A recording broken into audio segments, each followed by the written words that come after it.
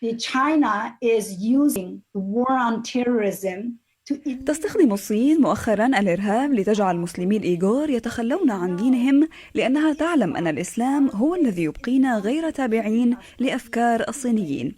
فوجدت الحكومة الصينية أن الهدف الأكثر أهمية في هذه العملية التي تقوم بها هي أن تقضي على الديانة المسلمة، لأنها تشكل الرابط الذي يجمع الإيغوريين وهو الذي جعلنا نبقى أحياء، مثل التصميم الذي يبقي أي بناء متماسك وقوي.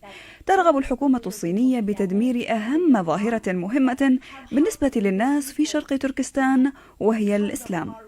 The most fundamental feature of the people of East Turkestan, which is Islam.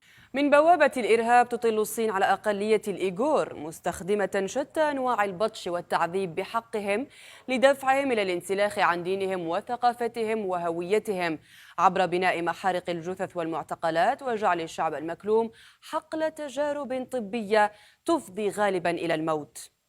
Now they are building crematorias next to those. الآن هم يبنون محارق للجثث إلى جانب المعتقلات، وهم يعلمون أننا مسلمون ولا نحرق الجثث، ولكن منذ أن شوهدت في التاريخ محارق الجثث والمعتقلات إلى جانب بعضهم البعض، كان هذا الوقت الذي بدأت فيه الإبادة الجماعية، ولكننا نعلم ذلك.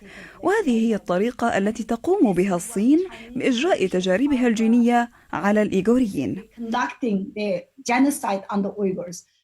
الناشطة الإيغورية روشان عباس كشفت كذلك أن أعداد المعتقلين في سجون شينجيانغ يفوق بكثير ما تم الإعلان عنه، وهناك في معسكرات الاعتقال يجبر الإيغور على التخلي عن دينهم والتشبع بأفكار الحزب الشيوعي الصيني.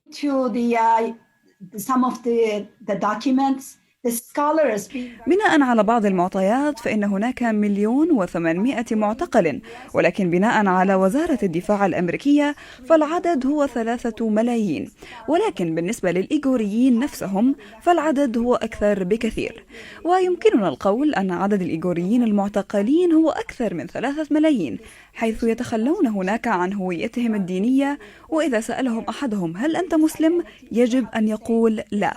على الرغم من أن أساميهم قد تكون محمد أو عائشة، فهم من الأقلية المسلمة، ولكنهم مجبرين على إنكار ذلك، ويجب عليهم الاندماج في الفكر الشيوعي.